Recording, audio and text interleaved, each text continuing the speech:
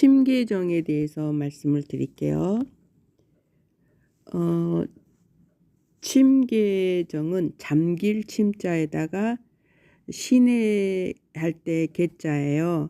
그래서 시냇물에 잠기는 정자 이런 뜻인데 침계정이란 무슨 뜻이냐고 물어보신다면은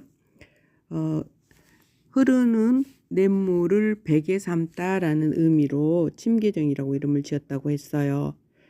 자, 계곡을 베개 삼다. 뭐 참 멋스러운 그런 단어가 침계정이 아닌가 싶습니다. 무안의 3대 정자, 그게 식용정, 그리고 화설당, 침계정 이렇게 이제 말씀드릴 수가 있는데, 이 침계정은요, 정면 3칸에 측면 2칸, 팔짝지붕을 얹었습니다. 소박하면서 좀 특별한 게 뒷면에 칸막이가 있다는 거죠. 왜 그럴까라고 생각을 해보면은 뒷면을 약간 높여가지고 정자 뒤에 있는 하천 있죠. 그 하천에서 논일고 있는 옷을 벗고 놀겠죠. 여름철에 물놀이 하는 사람들이 정자에서 지내는 시간을 보내는 사람들을 의식하지 않도록 배려했다라는 것입니다. 자, 물놀이 하는 어린애든 또는 일하다가 계곡에서 우통을 벗고 씻는 사람이든 이 사람들의 좀 이렇게 그런 모습들을 눈에 담지 않게, 눈에 띄지 않게 하기 위해서 그렇게 했다라고 합니다. 자, 침계정은 1936년에 지어졌고요. 주변에 고목이 여러 그루 있잖아요. 당산제라는 이름으로 마을 사람들이 해마다 제사를 지냈던 나무랍니다. 정자와 나무, 하천이 잘 이루어진 그런 곳입니다. 전라남도 무안군 삼양읍 유교리. 자, 옛날 바닷가에 아름드리 버드나무가 있었는데 어떤 사나운 태풍이 태풍 때문에 쓰러졌다고 합니다. 부러진 나무 그대로 다리가 되었다. 버드나무 다리 마을이다, 이런 의미로 유교동이라고 이렇게 불렸고요. 유교리는 유교와 석교, 원동, 청룡, 중등포, 군산동, 관동 7개의 마을로 이루어진 게 바로 유교리입니다. 돌다리가 오늘 여러분 이제 가서 보셨는데 원래 있던 자리가 아닌 그 옆에 주차장 옆에 공터에다가 이렇게 좀 옮겨서 다리 그대로 만들어 놨더라고요. 그런데 원래 이 다리가 그 개천에 걸려 있었어요. 석교라고 하죠. 옛날에 잠자리와 먹거리를 제공한 원이 있었다. 그래서 원동, 국사봉에 맥을 이은 필봉의 생김새가 용을 닮았다 해서 청룡, 그리고 옛 포구가 있었다고 해서 중등포, 많은 산이 무리를 이뤘다 해서 군산동, 벼슬아치가 나올 지형이다 해서 관동, 이렇게 이제 이 동네 이름이 붙여졌다고 해요. 자, 침계정과 함께 유교마을에 눈에 띄는 것은 우리 오늘 방문했던 유교리 천석군 나종만 가오기로 이제 알아봤더니 이게 나종만은 할아버지인 거예요. 그 나상렬 씨는 손주고요. 그래서 원래 이 집을 지었던 사람은 나종만 씨였던 거죠.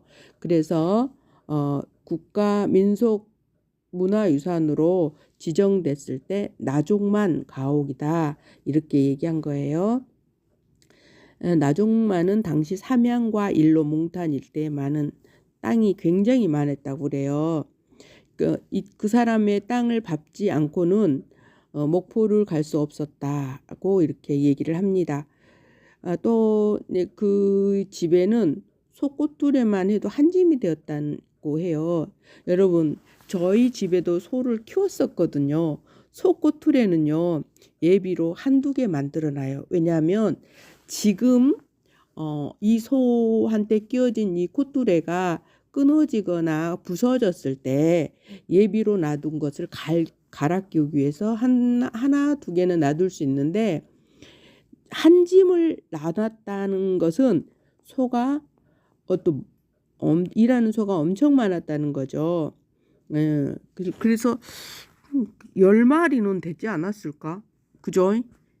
10마리 더 됐을 수도 있고, 하여튼 제 작은 소견으로는 10마리 정도다 하지만 사실은 뭐 한 30만 평, 20만 평을 경작을 하려면 10마리 갖고 택도 없죠. 네, 이렇게 해서 여하튼 몇 마리였는지 모르나 많은 소가 있어서 소꼬뚜레가 한 짐이 되었다라고 해요.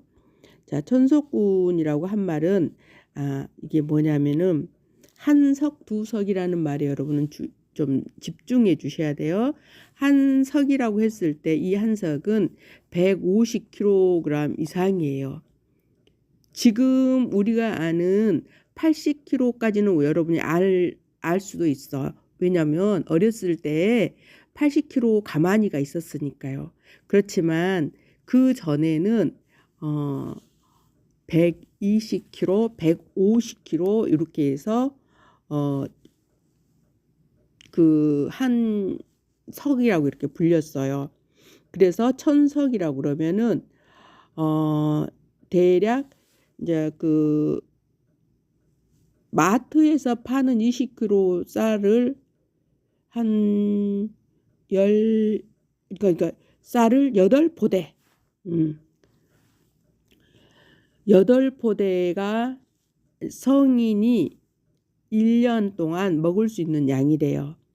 근데 천석은 생산하려면 땅이 30만 평 정도 되는 거예요. 자, 고택은 나종만이 1912년에 지었다고 거기 써 있었죠. 크고 높은 대문이 소술 대문이 아니었어요. 건물처럼 생긴 그런 대문이었잖아요. 천석군의 위엄을 나타내고 있고요. 문간체를 가서 만나는 바깥마당이 넓고, 그 다음에 곡간체도 크고, 담장으로 구분된 앞마당도 넓습니다.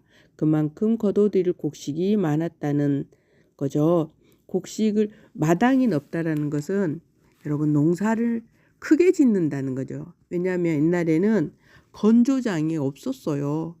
그래서 어디에다 말렸냐고요? 마당에다가 말린 거예요. 마당에다가. 그 창고가 있는 앞마당에다가 곡식을 말렸다는 거죠.